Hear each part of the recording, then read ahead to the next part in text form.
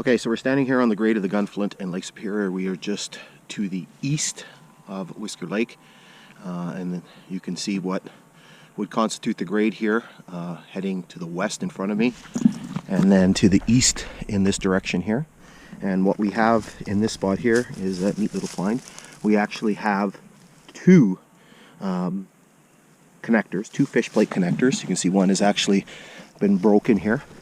But we actually have two in this one spot here, so it's a nice little find. And so we're going to continue following the grade to the east, heading towards Topper Lake.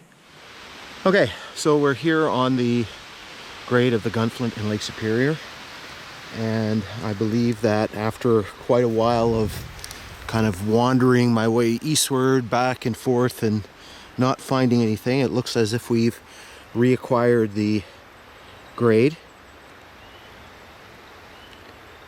with the discovery of this spike. And so we're just going to continue plodding eastward. Hopefully we can find more traces as we move along. Alright, so we're here, we're still east of Whisker Lake, just plodding our way eastward.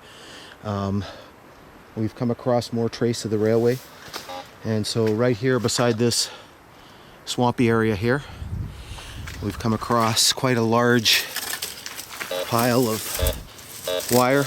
Here's the detector going crazy here. There seems to be quite a bit of it. Here. I think there's even some more sticking out over here. That's why the detector's going crazy. There's more here. So we're just going to keep poking around this area. It looks like there's a clearing up ahead there, and we'll see if we can turn up anything else.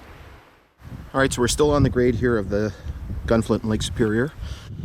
And we've come across yet more evidence of the logging and railroad presence here, and so there's quite a sized debris field of coal, so you can see it scattered all over the place here.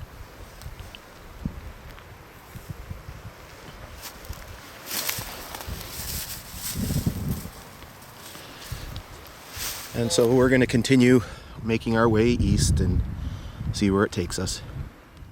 Alright, so we're here on the edge of this flooded area. We are just to the west of Topper Lake, and we have located the furthest eastern example of where the rail line may have run to. So we have a spike here, and what we're going to try to do is maybe just go a little bit farther east and see if how far exactly east the line may have gone. Alright, so we're still here just to the west of Topper Lake, and again we're on the shores of this flooded area. I think we can make out a beaver dam over there, and so we're just attempting to continue following the path of the railway. And what we have here is yet more evidence. We have a couple of fish plates right here along the shore. Kind of unusual to find two of them in the same spot. And so we're just going to continue making our way eastward and see how far it takes us. Alright, so we are just a short distance to the east from where we were with the fish plates, and we've made just a pretty neat little find. This is not something you just come across very often. And so what we have here is an axe blade. And so you can see it's a double bit axe blade. Now, to find this item outside of a logging camp is probably pretty rare, and it's just by fluke that we sort of came across it. And so probably it was either left or discarded or lost by one of the men working here cutting the white and red pine, probably sometime around 1907 or 1908. So it's probably been here quite a while. Okay, so we're still here on the railway grade. We are just a short distance from Topper Lake, which is a few hundred feet through the trees that way to the east.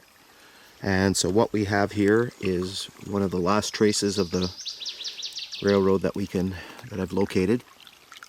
So this is a piece of fish plate that was just lying in the creek here. And so it probably gives us some good evidence that the railroad probably made its way all the way down to Topper Lake, which would probably make the most logical sense. So that way the trees from that area could be harvested from around the lake and dragged to the railroad across the frozen.